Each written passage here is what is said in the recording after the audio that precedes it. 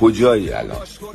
آدرس تو به من بده، این لوکیشن تو به من بده، کف مادرید من ببینم کجایی. بابا مادریدی دیگه، چقدر دوریم از هم.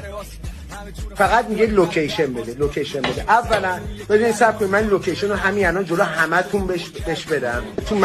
تو محله موراله ها زندگی میکنم، تو اسپانیا، کوچه خوان کاماچو 6. خوان کاماچو 6. خب پلاک خونم هم نگاه کن، 45 کونی. من به تو یه هفته وقت میدم. این ادب میشه؟ من بهتون قول میدم، لطف میکنم.